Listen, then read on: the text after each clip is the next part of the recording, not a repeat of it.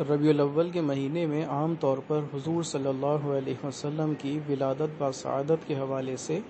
ان کے حالات اور تعلیمات کے تذکرے کے لیے باقی سال کی بنسبت زیادہ اہتمام کے ساتھ مجالس اور محافل کا انعقاد ہوتا ہے، جس کا کسی شرعی ضابطے اور اصول سے کوئی تعلق نہیں ہے، لیکن چونکہ دوسری اقوام میں اپنے پیشواؤں کے دن منانے اور مخصوص ایام میں انہیں اہتمام کے ساتھ یاد کرنے کا سلسلہ موجود ہے، اس لیے ان کی دیکھا دیکھی ہمارے ہاں بھی یہ رسم عام ہوتی جا رہی ہے، اور کچھ حلقوں کی بیجا ضد کے باعث رسم و روایات سے بڑھ کر اس حوالے سے بہت سے امور ثواب و اجر کے نام پر بدعت کی شکل بھی اختیار کر گئے ہیں، جن سے علماء حق نے نہ صرف ہمیشہ خود گریز کیا ہے بلکہ عام مسلمانوں کو بھی اس کے نقصانات و مضمرات سے آگاہ کرتے رہتے ہیں۔ ان مجالس و محافل کا سلسلہ ربیع الاول کے بعد ربیع الثانی میں بھی جاری رہتا ہے، اور اصطلاحات کے فرق کے ساتھ کم و بیش سبھی مکاتب فکر کسی نہ کسی عنوان کے ساتھ اس عمل میں شریک ہیں۔ جہاں تک حضور صلی اللہ علیہ وسلم کے حالات مبارکہ، سیرت طیبہ، سنن مقدسہ اور شمائل و خصائل کا تعلق ہے،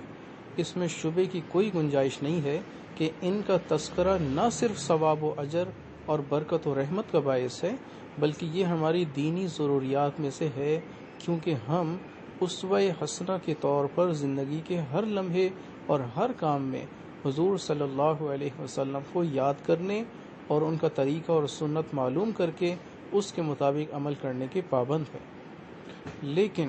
اگر سرور کائنات صلی اللہ علیہ وسلم کی یہ یاد اور ان کے حالات و فضائل کا تذکرہ مروجہ خود ساختہ طریقوں کی بجائے حضرات صحابہ کرام رضوان اللہ علیہم اجمعین اور تابعین عظام رحم اللہ علیہم اجمعین کے سادہ اور بے تکلفانہ طریقوں کے مطابق ہو تو یقیناً کہیں زیادہ برکات و فیوز اور اجر و ثواب کا باعث ہوگا۔ اس کے ساتھ ہی اگر آج کے حالات کے تناظر میں ہم حضور علیہ السلام کے ان ارشادات و تعلیمات اور احوال مبارکوں کو زیادہ اہمیت کے ساتھ اجاگر کریں، جن کا ہمارے موجودہ احوال و ظروف اور مشکلات و مسائل کے ساتھ تعلق ہے، تو اس سے برکات و فیوز اور اجر و ثواب کے ساتھ ساتھ رہنمائی کے نئے نئے افق بھی سامنے آئیں گے۔ اور مغرب کی فکری اور تہذیبی یلغار کے اس دور میں سب سے زیادہ ضرورت بھی اسی بات کی ہے کہ جناب نبی اکرم صلی اللہ علیہ وسلم کی سیرت طیبہ اور حضرات صحابہ کرام بالخصوص خلفائے راشدین کے حالات مبارکہ کا موجودہ عالمی صورتحال کے تناظر میں اثر نو مطالعہ کر کے آج کے ملی، قومی اور عالمی مسائل کا ان کی روشنی میں حل پیش کیا جائے، اور سیرت طیبہ اور تعامل صحابہ کے دائرے میں امت کی نئی نسل کی فکری رہنمائی کی طرف خصوصی توجہ دی جائے۔ مثال کے طور پر آج کی عالمی تہذیب کے بارے میں یہ کہا جاتا ہے کہ یہ جدید تہذیب ہے، اپ ٹو ڈیٹ کلچر ہے اور ترقی یافتہ ثقافت ہے، لیکن جب یہ سوال اٹھایا جاتا ہے کہ اس میں نئی بات کون سی ہے